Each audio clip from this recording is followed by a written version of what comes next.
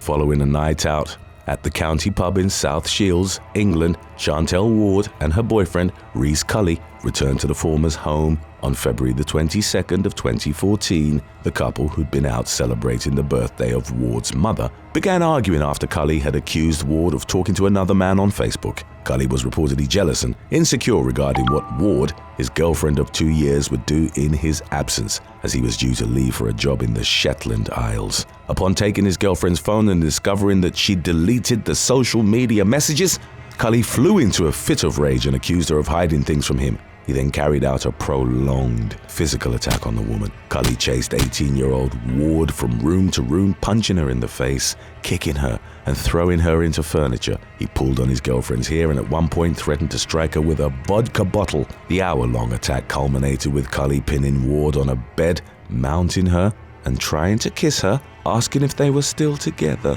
When the teenager replied that they weren't, Cully leaned towards her face and clamped on her upper lip, delivering a forceful bite. Experts later noted that it was strong enough to cleanly sever a piece of rubber that was nearly half an inch thick. Ward recounted, "He put his whole mouth around my lips and pulled.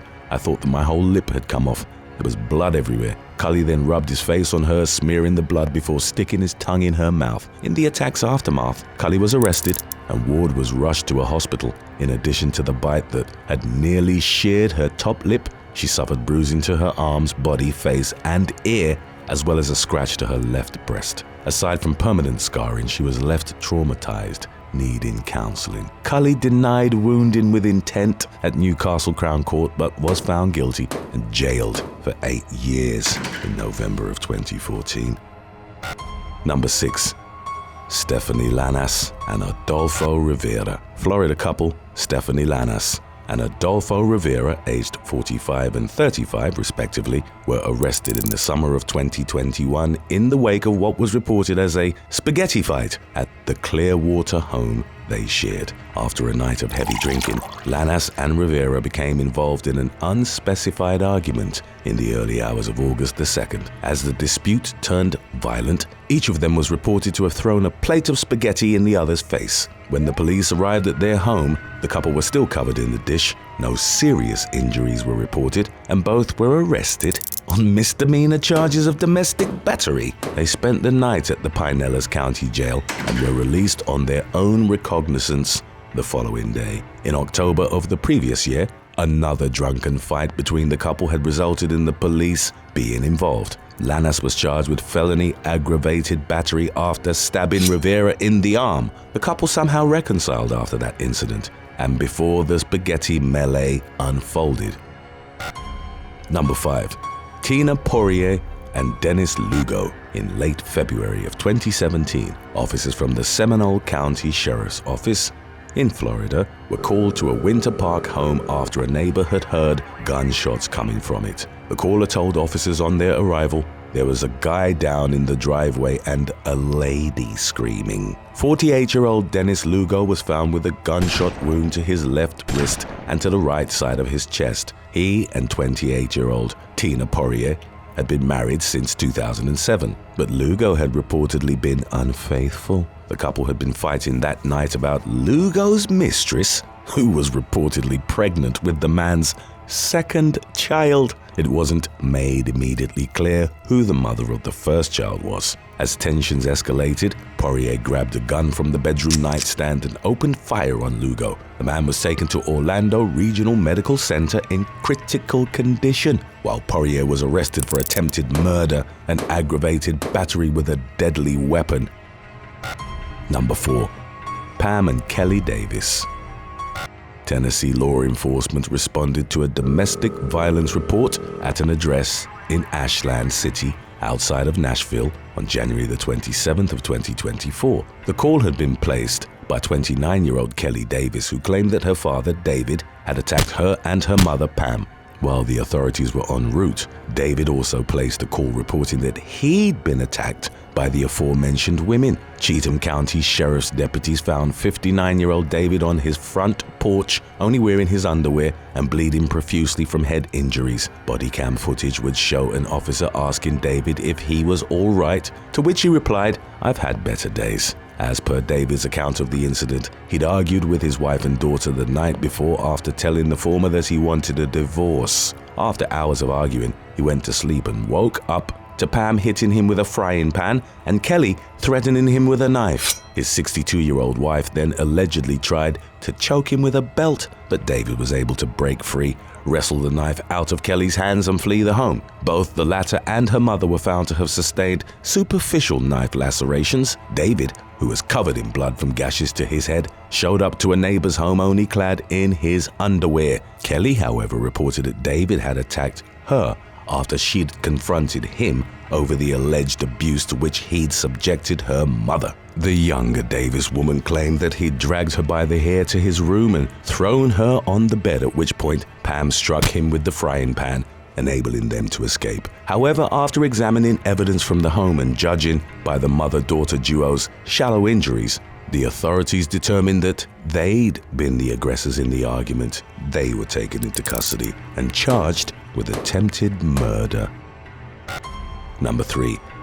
Nicole Adimando and Christopher Grover. Nicole Adimando and Christopher Grover met while they were both employed as gymnastics teachers in 2008, when the former was in her late teens. After Adimando became pregnant in 2012, the couple moved to Salt Point, New York. The woman would point to the following year as the time when Grover began a vicious campaign of abuse against her. Looking back on the years that followed, Adimando claimed that her partner often forced himself on her and violently attacked her if she didn't want to be intimate with him. In various instances, she was beaten, burned, and tied up for hours. The woman also reported that Grover recorded the abuse and uploaded it to adult sites without her consent. By September of 2017, the couple had 2 children and were living in Poughkeepsie. In September, they argued in the living room of their home.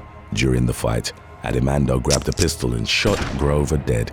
She called 911 on the night of the shooting to report the incident and was quoted as asking investigators during questioning, "It's obviously self-defense, right?" In the aftermath, Adimando went to trial for second-degree murder. Hospital records, photographs, midwife reports, therapy notes, and an email from a police officer expressing high-level concern pointed to the fact that she'd been abused by Grover. However, in court, prosecutor Shana Kraus argued that Adimando had been manipulating everybody around her before killing her boyfriend in cold blood. Kraus proposed that she'd been fabricating the abuse with self-inflicted injuries, an opinion shared by Grover's family, and that there was no evidence her boyfriend was responsible. Kraus noted that the woman had previously made abuse allegations against a maintenance worker and a married police officer with whom she'd been having an affair during her relationship with Grover. Kraus suggested that those allegations similarly lacked substance.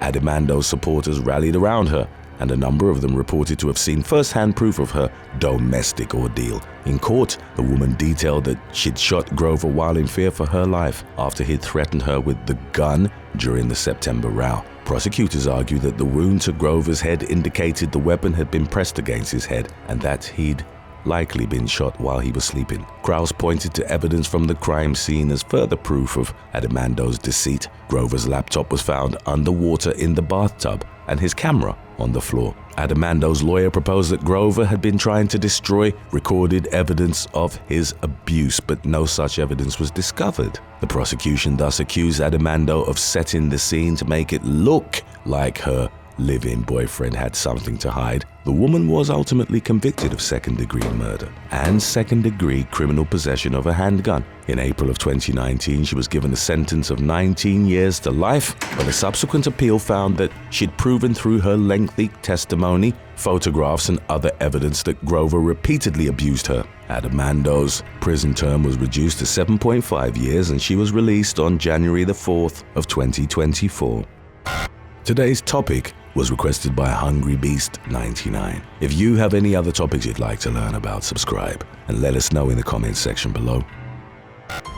Number 2. Nicole Hood.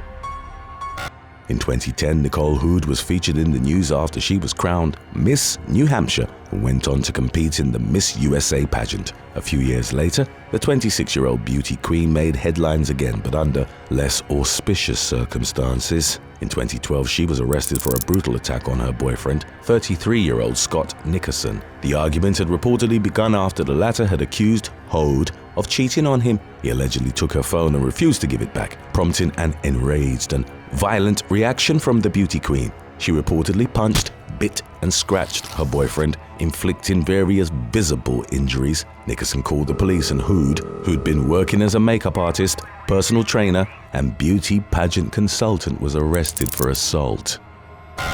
If you're enjoying this video about arguing at home, wait till you see what's been caught on camera in 11 terrifying home surveillance video recordings. Coming up after number 1.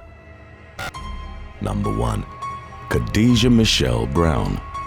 On the morning of March the 25th of 2023, Mississippi woman Khadijah Michelle Brown was on Facebook Live, streaming an argument with her husband, James. The couple, both aged 28, had 4 children together and lived in Lowndes County. The live stream showed Khadijah accusing her husband of not being around to help with the children and around the household. The woman's mother was present during the argument and took her side in the dispute. James was on a phone call with another person when his enraged wife grabbed the phone. The man, who was reportedly trying to defuse the situation by leaving, told Khadijah not to touch him, threatening to call the police. A struggle ensued, during which the phone that was streaming was knocked down and its camera blacked out. Khadijah then threatened to kill her husband. Seconds later, a gunshot rang out. Khadijah was recorded crying out, "I don't want to go to jail," followed by, "The gun went off and I didn't know one in the chamber. I'm sorry, baby." When one of the couple's children asked for their father, the woman told them that he was dead. James had indeed succumbed to the gunshot wounds. The following month, Khadijah was indicted by a grand jury on murder charges, with her trial to be set at a later date. On September the 29th of 2019, the estranged girlfriend of California man Robert Michael Mendez visited his home in the area of Santa Anita Avenue and Camino Real Avenue in Arcadia. Mendez and the unnamed woman were reported to share 2 children. While the former was at the address, an argument erupted, and a portion of its violent unfolding was captured on the Ring doorbell camera of a property nearby. Shortly before midnight, the woman was seen running up to the door and frantically knocking on it. Mendez chased after her and forcefully grabbed her by the hair on the ground and out of the camera's view. He was reportedly heard saying, "Get up now or I will kill you." He then held the woman against her will at his home. The Arcadia Police Department was sent the footage the following day, and they began canvassing the area. They found Mendez and the woman, who was initially reported as significantly injured from the beating to which her estranged partner had subjected her. She was taken to a local hospital and later pronounced as being in stable condition. Mendez was arrested and held on $330,000 bail on suspicion of attempted murder, kidnapping and false imprisonment. In September of 2020, he pleaded no contest to 1 felony count of injuring a girlfriend or child's parent, and in November, he was sentenced to 4 years in a state prison. Number 10. Incident in Arizona. In the early hours of December the 29th of 2019, an Arizona firefighter, only named as Jerry in news reports, heard a knock on the door of his Phoenix home. His doorbell camera captured a man pleading for help after he'd been shot multiple times. The person in question, who identified himself as Anthony, asked Jerry to call 911, exclaiming, "I've been shot. I swear to God I'm going to die," as later reported by local law enforcement. Anthony, a San Diego resident, was in town for the Fiesta Bowl, an annual college football game. He'd been sleeping in his Jeep following an argument with his girlfriend when he was ambushed by 3 teenagers. They forced him to drive around at gunpoint and to make a number of ATM withdrawals. When the youths let Anthony go into a field in the Phoenix suburb of Peoria, he started running away and was fired upon 6 to 8 times, with one of the bullets hitting him in the back. Anthony then started pounding on the doors of nearby residents asking for help until he reached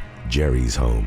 The latter alerted the authorities and Anthony was rushed to a hospital where he was stabilized after receiving emergency surgery. The teenage attackers were located in the man's stolen Jeep, and a pursuit ensued with law enforcement. The chase came to involve a Phoenix Police Department Firebird Air Unit helicopter. 2 of the teens were taken to a juvenile detention center on charges that included unlawful use of transportation, aggravated assault, kidnapping, and armed robbery. A third suspect, 18-year-old Roderick Jabri Smith, later confessed to detectives that he took out up to $600 in cash during the spree, and he faced multiple charges that included aggravated assault, armed robbery, theft of means of transportation, escape, and fraudulent use of a credit card.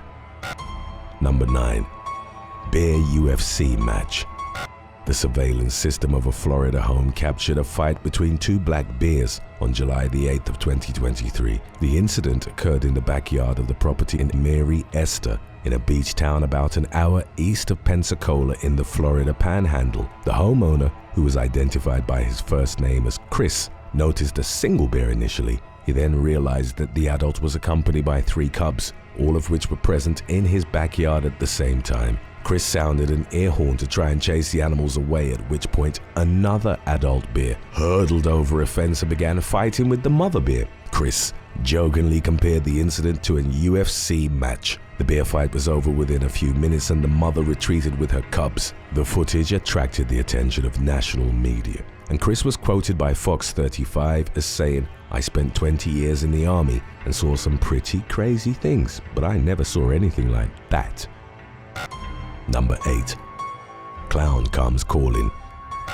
In October of 2016, a Texas homeowner shared a clip to the video sharing site LiveLeak of someone in a clown suit seemingly trying to get into their home. The trespasser's costume was complete with a wig and face paint that gave them a creepy smile. They were also seen brandishing a knife while trying out locks, looking through windows and opening gates. In the video's description, the homeowner noted, "I'm sure we would all be dead today if he was able to get in." A number of commenters, however, suggested that the video may have been staged, given the intruder's familiarity with the property's layout, their lack of follow-up in trying to break into the home, and the fact that the clip was captured in conditions of excellent lighting. Number 7. Strange Visitor. In the summer of 2019, Joey Nolan from Long Island, New York City, shared the footage of what was reported as a ghost-like apparition captured by the security camera near his kitchen. The strange visitor, as Nolan described the sighting, appeared into frame at the bottom of the stairs shortly before 1 a.m. and performed a movement akin to zipping up a jacket. The figure then jumped upstairs and repeated the movement before disappearing from the camera's view. The clip, which Nolan uploaded to YouTube, went viral on Reddit, with the users offering their theories on what the presence represented. Some saw a little boy or girl, which was in some interpretations accompanied by their dog. One user asked Nolan if he had a recent death in the family, but he replied negatively and also wrote that he'd looked into the past of the house but found nothing to potentially explain the sighting. Other commenters were more conservative in their interpretation of the footage's paranormal possibilities and explained the presence as dust or a spider. Number 6. Caitlin Sullivan. On August the 31st of 2023, Scottish woman Caitlin Sullivan was at a friend's house when she received an alert from the bedroom camera at her home in Sorchie, Clackmannanshire. She checked the footage and saw a man who was unfamiliar to her climb into the bed she shared with her baby and take a nap. 22-year-old Sullivan later told a media outlet, "I couldn't believe there was a man in my bed. I don't understand how he got into my house." Sullivan went with a police officer to check on her home, but the intruder had left by the time they arrived. The man was possibly injured, as he left blood stains all over the house. The following day, he somehow found Sullivan on Facebook and sent her a message apologizing and thanking her for letting him sleep in her bed, ending with an ominous, "Hope to meet you one day." The unnamed intruder was spoken to by law enforcement but not punished, as it was determined that no crime had occurred. Sullivan was concerned that Had she been at the address, the intruder would have climbed in bed with her. Since the man wasn't arrested, the young mother was hesitant to return to her home, fearing that he would come back. Number 5. Frederick Morello. On October the 7th of 2023, a 69-year-old skydiver fell to his death in a front yard in Titusville, Florida, and a surveillance camera from a nearby home captured the incident in the reflection of a parked SUV. The skydiver was identified as Almond Beach man Frederick Morello. Homeowner James Sconiers reported that he saw the incident as it unfolded and described the moment that Morello impacted the pavement in his front yard. Sconiers, a Vietnam veteran, said it was almost like a basketball. That's just how hard he hit the ground, like someone bounced him up. Morello died on the spot. His final moments were recorded by CCTV in the rear window reflection of a Chevrolet SUV, with the footage showing that he'd managed to open his parachute prior to hitting the ground. The incident was still under investigation as of the latest updates on the matter. Number 4. Steve Burke.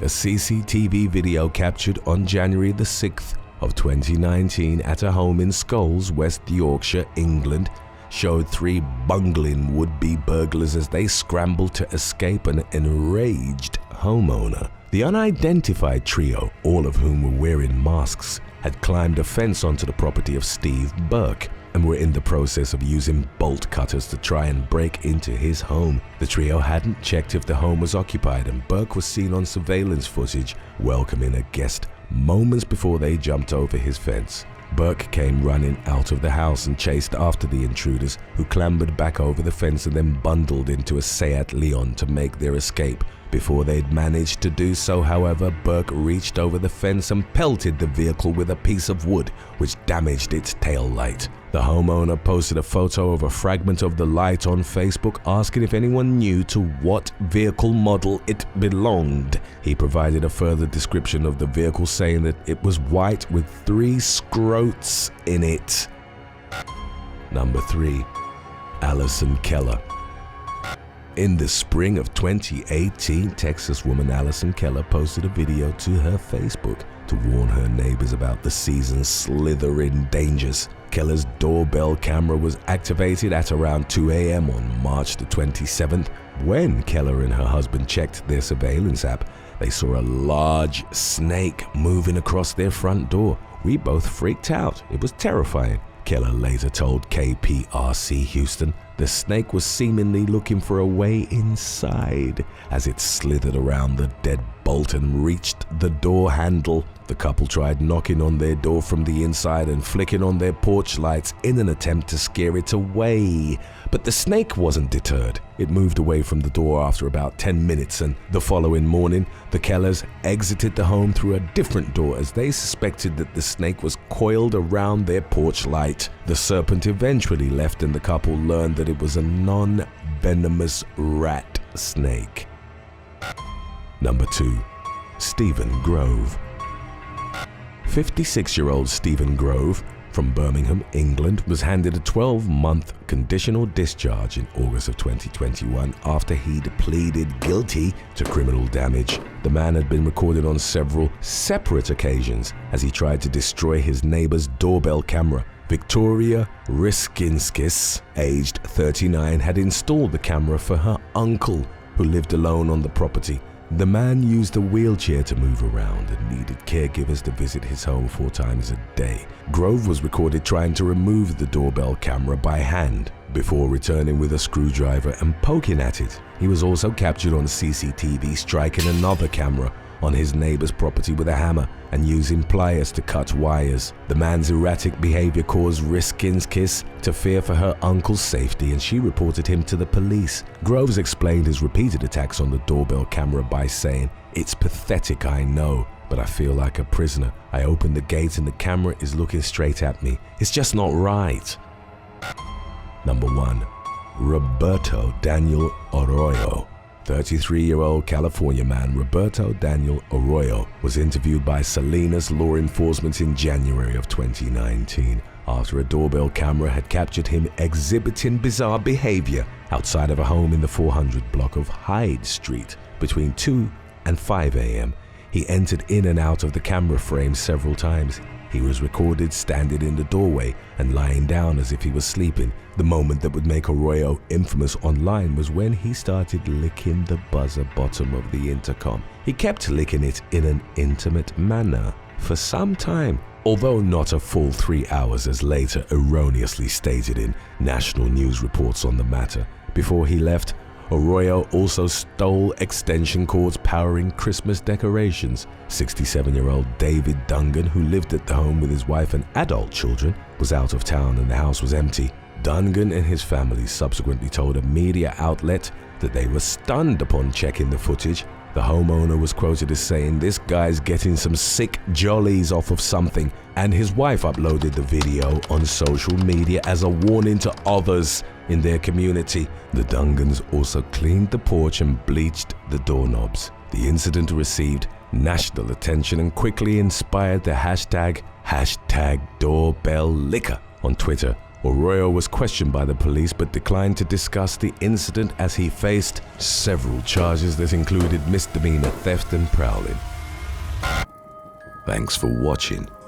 Would you rather meet someone off of Craigslist or have your significant other be selected by AI? Let us know in the comments section below.